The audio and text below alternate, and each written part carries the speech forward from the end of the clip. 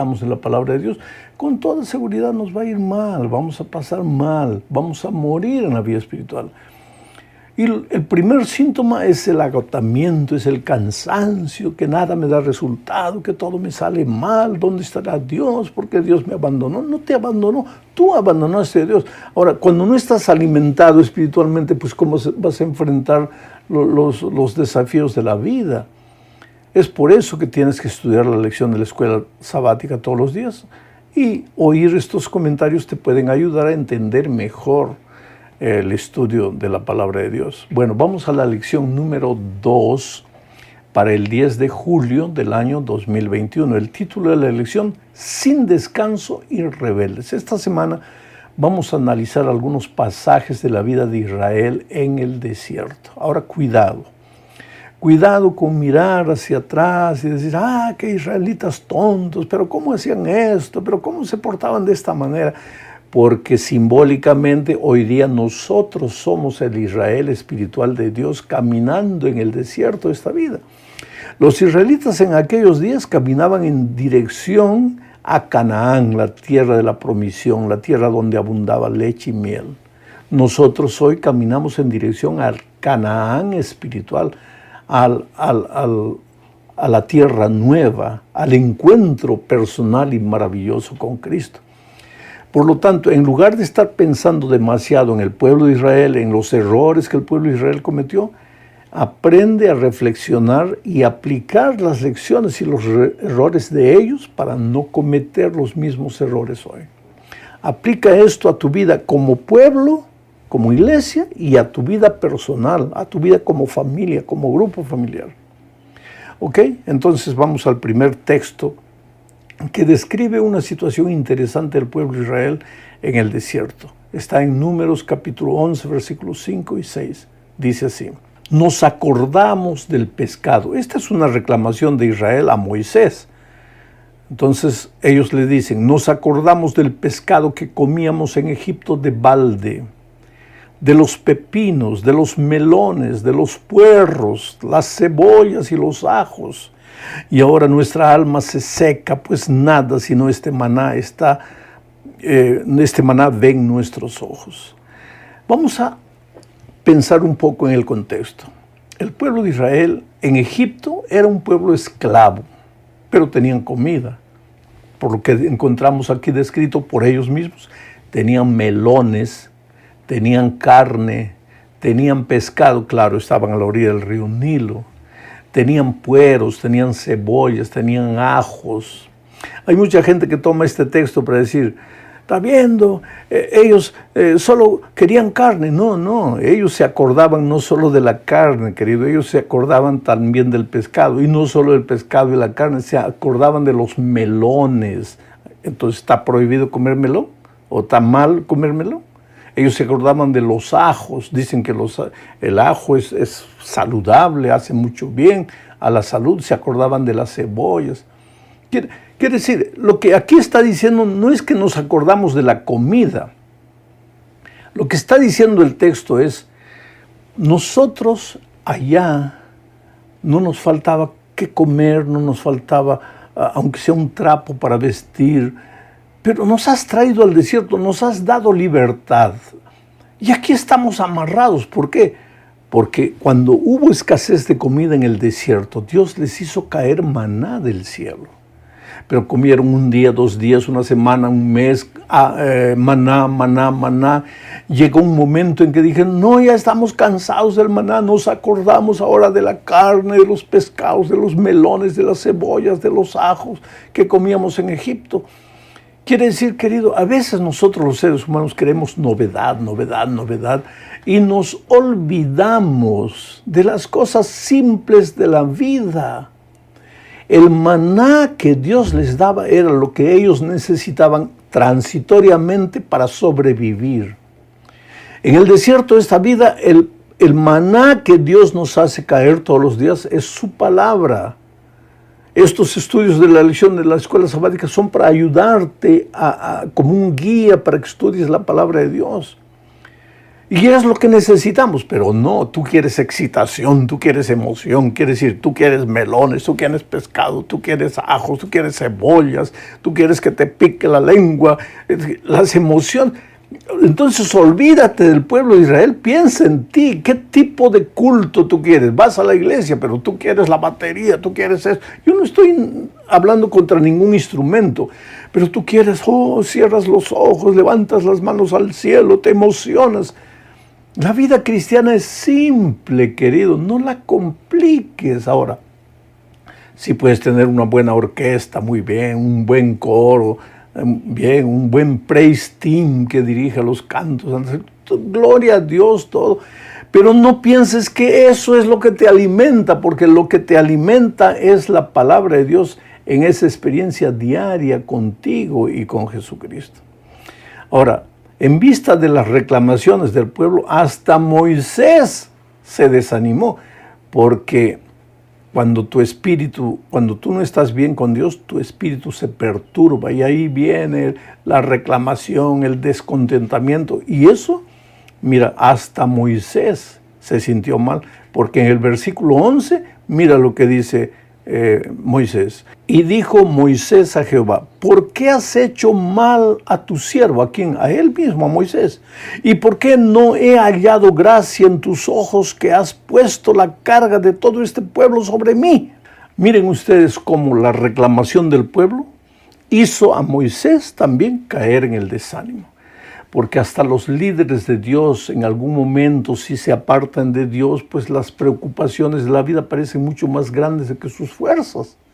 Por eso, querido, por eso es necesario vivir una vida diaria de comunión con Cristo.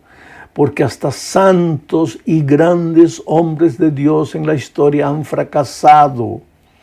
Y porque hoy mismo nosotros vemos grandes y santos hombres de Dios estresados, nerviosos. ¿Por qué? Hay que buscar cada día en Dios, en la fuente de la paz, del sosiego, del descanso, la fuerza necesaria para enfrentar las luchas de la vida. Ahora, delante de todo este nerviosismo de Moisés, ¿qué es lo que Dios le aconsejó? Le dijo que reuniese a 70 ancianos para ayudarlo. Y aquí hay un principio interesante. A veces vives nervioso, estresado, no sabes qué hacer, no tienes tiempo para nada, para comer, para nada, porque quieres hacerlo solo, todo tú. No, tienes que aprender a trabajar en equipo. Pero hay mucha gente que tiene un equipo, pero igual vive estresado. ¿Por qué? Porque el equipo solo hace lo que él quiere, lo que el líder quiere. No es así, querido. El líder no es para estar revisando los detalles. Si tienes un equipo, confía en el equipo, distribuye el trabajo en el equipo. Antes de formar tu equipo, escoge a los hombres, arrodíllate, pídele sabiduría a Dios. Pero una vez que tienes un equipo, aprende a confiar, a delegar responsabilidad. Porque una cosa es tener un equipo para decirle, tú vas a hacer esto, y otra cosa es tener un equipo para delegar responsabilidades y dejar que él se mueva y él cumple con el trabajo de acuerdo a los talentos que Dios le dio y a la capacidad de pensar que Dios le dio. Entonces Dios le dijo a Moisés, tú estás nervioso primero porque en lugar de mirarme a mí, estás mirando los problemas. Y en segundo lugar, porque lo estás haciendo solo, todo, tú. Entonces reúne 70 ancianos y ahora ahí Dios le dice a Moisés que haga lo siguiente. Y yo descenderé y hablaré allí contigo. Lleva a los ancianos a un lugar determinado, le había dicho.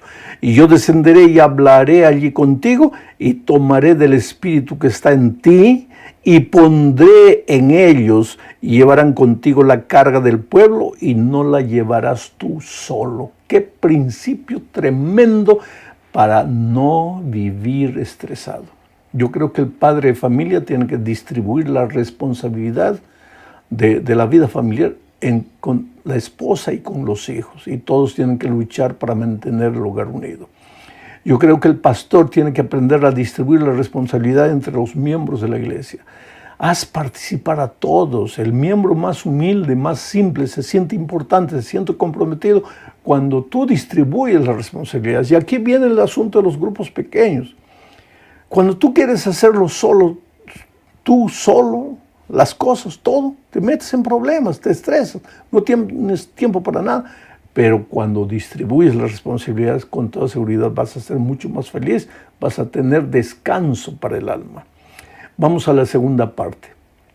El espíritu agobiado y descontento es contagioso, porque este espíritu de reclamación, de murmuración del pueblo, contagió a otros dos líderes llamados María, la hermana de Moisés, o Miriam, como algunos le dicen, y Aarón.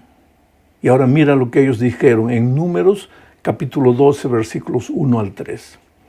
María y Aarón hablaron contra Moisés a causa de la mujer cusita que había tomado. Moisés se había casado con Séfora, una mujer cusita, porque él, Moisés, había tomado mujer cusita. Y dijeron, ¿solamente por Moisés ha hablado Jehová? ¿No ha hablado también por nosotros? Y lo oyó Jehová, y aquel varón Moisés era muy manso, más que todos los hombres que había sobre la tierra. Vamos a analizar esto. Miriam y Aarón, hermanos de Moisés, se juntaron los dos y comenzaron a murmurar contra Moisés, porque Moisés se había casado con una mujer cusita. Ahora, no era una mujer pagana, sino que mientras el pueblo de Dios avanzaba, ya explicamos eso en lecciones anteriores, hoy día nosotros tenemos que salir y predicar el evangelio por todos los lugares, pero en el tiempo del Antiguo Testamento Dios quería que el pueblo de Israel viviese una vida reflejando el carácter de Dios, de tal manera que todas las naciones fueran atraídas al pueblo de Israel. Entonces, mientras Israel caminaba, muchas naciones paganas, mucha gente que veía que el Dios de Israel era el Dios creador de los cielos y la tierra, venían y se juntaban al pueblo de Israel. Y fue con una de esas mujeres que aceptó a Dios como su Señor, como su creador, fue con una de esas mujeres llamada Séfora que se casó Moisés. Ahora, los hermanos estaban murmurando contra su hermano por causa de ese matrimonio, pero en el fondo el problema era otro. En el fondo el problema era el don de profecía, porque ellos decían, ¿por qué Dios habla al pueblo solo por Moisés? ¿Por qué no habla con nosotros también? Ahora tú te das cuenta una cosa. Lo que estaba en el corazón de ellos era la envidia, la codicia del puesto del hermano Moisés. ¿Por qué solo él? Pero no fueron a Moisés y le dijeron, Moisés, ¿por qué solo tú? Sino que lo acusaron y lo criticaron. ¿Por qué se casó con una mujer pagana? No era una mujer pagana, sino era una mujer que había sido pagana, pero se convirtió al mensaje del pueblo de Israel. Sin embargo, pues, ese mismo espíritu se ve hoy. Mi pregunta es la siguiente. ¿Tú criticas al líder en la iglesia? ¿Tú criticas a algún líder? Ahora, ¿qué es lo que te mueve a la crítica? ¿Lo que él está haciendo o lo que tú tienes en el corazón? ¿Qué es lo que te mueve la crítica? Porque lo que vivió el pueblo de Israel ahora se vive hoy. Aplica, no critiques a Miriam, no critiques a Aarón, mírate a ti. Cuando yo critico a alguien, ¿estoy criticando por lo que él hace o por lo que yo siento en mi corazón, pero no tengo el valor de decir mi verdadero propósito, sino entonces aprovecho algo que el otro hizo para acusarlo? Y todo esto, ¿por qué? Porque cuando estamos separados de Dios vivimos nerviosos, vivimos agitados, estresados, todo nos parece mal, criticamos a uno, criticamos al otro, criticamos a todo el mundo menos a nosotros. Nosotros somos los santos, hombres de Dios que no hacemos nada, todo el mundo te ha equivocado, solo yo tengo la razón. Oh, querido, mucho cuidado, hay que aplicar la lección a cada uno. En la tercera parte de este estudio veremos el descontentamiento y el agobio te llevan a la rebelión. Primero comenzó con murmuración, después comenzó con crítica. Esa crítica desanimó al propio Moisés, Esa crítica fue contagiosa, lo contagió a Miriam y a Aarón, y ahora finalmente el pueblo se rebeló contra Dios. Porque cuando llegaron al límite de la tierra prometida, Moisés envió 12 espías representando a cada tribu de Israel para inspeccionar la tierra. Y ellos fueron y vieron, era tierra prodigiosa, manaba leche y miel. Ellos volvieron trayendo frutos, los frutos de la tierra, pero volvieron desanimados. A pesar de haber visto las bendiciones de Dios de la tierra prometida, volvieron desanimados. Cuando Caleb y Josué, que eran dos de ellos, presentaron el informe de la tierra y dijeron: es verdad que hay gente grande, es verdad que hay gigantes, es verdad que esa gente está armada hasta los dientes, pero en el nombre de Dios vamos a entrar y vamos a derrotarlos. 10 fomentaron la rebelión, desanimados, porque estaban apartados de Dios. Y cuando te apartas de Dios, pues eres un miedoso, no tienes ánimo, cansado, estresado. Entonces esos 10 dijeron: es verdad que hay comida, que hay fruta, que hay todo, que es tierra abundante, pero la verdad es que los gigantes que viven ahí, nosotros delante de ellos somos como langostas. Imagínate, ¿qué ser humano puede ser como una langosta delante de otro ser humano? Es tierra que se traga a sus moradores. Ahora, y si la tierra se tragaba a sus moradores, ¿por qué ellos habían regresado vivos? Quiere decir, el miedo los llevaba a imaginar tonterías, pero el desánimo cundió. Era un pueblo cansado, había caminado tanto, se habían quejado en el desierto, habían extrañado los melones, los ajos, la cebolla, la carne, el pescado de Egipto. Se habían apartado de Dios, el espíritu de murmuración, de descontentamiento estaba en el corazón de ellos. Y entonces, ¿qué resultó? Pues, cuando recibieron el informe de los 12 espías incrédulos, se fomentó entre ellos la rebelión. Y ahí dijeron: Moisés, maldita la hora que nos trajiste, maldita la hora que nos libertaste. Hemos venido aquí para morir en manos de esos gigantes. Hubiéramos preferido quedarnos allá, morir allá, vida de esclavos, pero por lo menos vida. ¿Para qué nos trajiste aquí? Ahí se fomentó la rebelión, y querido, delante de esa rebelión, cuando tú te separas de Dios, entras en el territorio de la muerte. Y entonces, delante de esa rebelión, pues, ellos comenzaron a morir. Porque ya estaban en el territorio de la muerte. Porque cuando tú quieres vivir, tienes que estar en el territorio de la vida. Te separas de la vida, entras a la muerte, naturalmente. Puedes morir de accidente de tránsito, un rayo que te cae en la cabeza, un hueco que hay en la carretera y tu carro cae, lo que sea. Pero ya estás en el territorio de la muerte porque te has apartado de la vida. Por eso el pueblo murió. Querido, delante de ese cuadro pavoroso de muerte, de desesperación, ahí surge la persona de Moisés y se presenta como un intercesor. Y ahora yo leo lo que dice Números capítulo 14, versículos 18 y 19. Mira lo que dice Moisés: Jehová, tardo para la ira y grande en misericordia, que perdona la iniquidad y la rebelión, aunque de ningún modo tendrá por inocente al culpable. Jehová, que visita la maldad de los padres sobre los hijos, hasta los terceros y hasta los cuartos. Jehová, por favor, perdona ahora la iniquidad de este pueblo, según la grandeza de tu misericordia, y como has perdonado a este pueblo desde Egipto hasta aquí. Y aquí, queridos, Moisés se levanta como una figura del Señor Jesucristo. Moisés cae de rodillas y le dice: Señor, por favor, el pueblo es rebelde. Desde que salimos de Egipto, tú lo has perdonado una vez y otra vez y otra vez. Ahora no lo destruyas, perdónalo también, Señor, por favor. Y hay otra parte donde Moisés le dice: Señor, quítame a mí la vida, pero perdona al pueblo. Oh, querido, el perdón y la misericordia divina somos rebeldes, somos contumaces, nos apartamos de Dios, no tenemos tiempo para Él, después las cosas nos van mal, entramos al territorio de la muerte. Pero Dios es tan bueno que nos llama, nos invita. Venid a mí, estás cansado, estás afligido, entrégate a mí, devuélvete a mí. No importa lo que has hecho, querido, a dónde te has ido, vuelve a Jesús. Regresa a Él, sus brazos están abiertos, Él te perdonará. Ahora entramos a la última parte de este estudio, querido. Allá en el desierto, ese pueblo de Israel aparentemente se arrepintió delante de la mortandad y todo. Aparentemente se arrepintió.